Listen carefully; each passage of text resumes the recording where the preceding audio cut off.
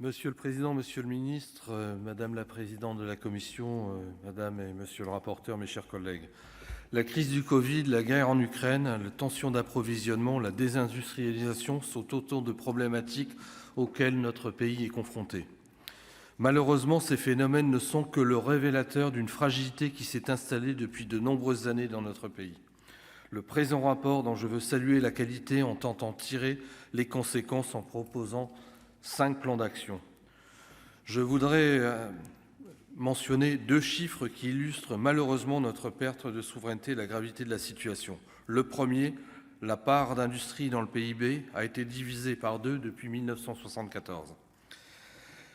Le second, 40% de nos intrants industriels sont importés contre 29 il y a 20 ans.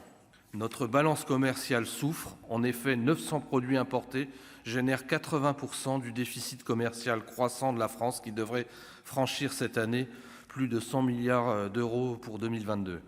Le rapport de nos collègues indique que notre industrie et que notre agriculture sont fortement dépendantes d'importations critiques, telles que les protéines végétales destinées à l'alimentation animale, les métaux ou certaines substances chimiques. La sécurisation de notre accès à ces intrants est cruciale. Oui à l'indépendance, non à la monodépendance. Je voudrais tout d'abord évoquer les traités commerciaux.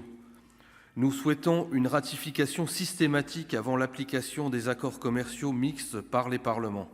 D'abord parce que cela renforce le contrôle démocratique et ensuite parce que la ratification permet de prendre en compte l'ensemble des conséquences d'un accord et notamment ses conséquences stratégiques. Je crois aussi nécessaire d'aller plus loin en procédant à des évaluations continues dans le temps. Par ailleurs, je voudrais revenir peut-être quelques instants sur l'extraterritorialité de certaines législations étrangères qui est préoccupante. Le rapport souligne que nous disposons de trop peu d'informations sur les conséquences économiques de ces mesures. Des amendes faramineuses ont été infligées à des fleurons français et européens, menant parfois à des acquisitions assez discutables. Nous devons protéger nos entreprises car ce n'est pas acceptable qu'une souveraineté étrangère empiète sur celle de la France et de l'Europe sans capacité de réciprocité. Notre souveraineté économique passe également par le domaine de l'énergie. La France est condamnée à la dépendance dans la mesure où elle doit importer des matériaux nécessaires à la production de son énergie. Pour autant, cette dépendance n'est pas incompatible avec notre souveraineté si nous parvenons à nous approvisionner auprès de sources diversifiées et sûres. Le nucléaire, dont la part est indispensable dans le mix énergétique français, est une chance pour notre pays. Nous avons malheureusement depuis de nombreuses années tourné le dos à cette énergie décarbonée et dont nous avions la pleine maîtrise. Il est donc nécessaire aujourd'hui de préserver nos capacités matérielles et de savoir-faire. Les temps qui viennent s'annoncent difficiles. Des financements et des investissements conséquents en matière d'énergie nucléaire sont essentiels pour garantir durablement notre souveraineté énergétique.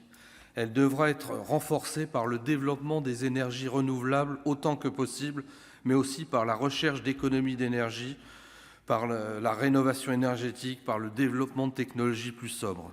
Mes chers collègues, il nous faut aussi bâtir une souveraineté européenne qui nous permettra de conjuguer transition écologique et défense de nos valeurs et de nos intérêts. Pour développer des solutions efficaces et pérennes, il nous faut travailler de concert avec nos partenaires européens et retrouver la maîtrise de nos dépendances. Il nous faut plus vite réformer notre marché européen de l'énergie. Il nous faut également revoir notre politique de concurrence pour favoriser l'émergence de leaders mondiaux dans différents domaines tels que l'industrie et l'énergie. Nous devons absolument être en mesure de donner les moyens de passer de l'innovation à la réalisation de succès industriels et économiques. La France doit absolument réarmer ses capacités industrielles. Elle doit maîtriser les technologies de demain et veiller à ce que ces chaînes de valeur se déploient sur l'ensemble de notre territoire. Nous devons tous être conscients que notre modèle social ne peut être financé que par un haut niveau de performance économique, ce qui fait défaut depuis plusieurs années. L'industrie, l'énergie et l'agriculture ont un même combat, l'innovation et la compétitivité. Il est urgent d'agir. Merci. Monsieur le ministre. Merci, Monsieur le Président. Merci, Monsieur le Sénateur Menonville. Une prise de parole extrêmement complète. Donc, je ne suis pas sûr que je vais pouvoir tout traiter dans la petite minute qui m'est impartie. Mais quand même, vous mentionnez que dans le cadre de France 2030, qui est une des manières d'accompagner au niveau stratégique les investissements d'avenir, et notamment dans l'innovation, vous l'avez mentionné, 54 milliards qui y sont destinés, on a élaboré une cartographie très précise des dépendances dans 5 secteurs stratégiques. L'alimentaire, vous en avez parlé, la santé, l'électronique, les métaux et la chimie. Et donc l'objectif de France 2030 pour ces 5 secteurs, c'est bien de déployer des fonds qui vont nous permettre de répondre à ces vulnérabilités que vous avez mentionnées dans votre intervention et qui sont très bien documentées dans le rapport. Il y a des appels à projets qui sont déjà sortis, près de 300 millions d'euros qui sont disponibles aujourd'hui dans l'alimentation. Vous savez que dans l'électronique, c'est plus de 5 milliards qui sont aujourd'hui destinés à renforcer notre souveraineté dans l'électronique.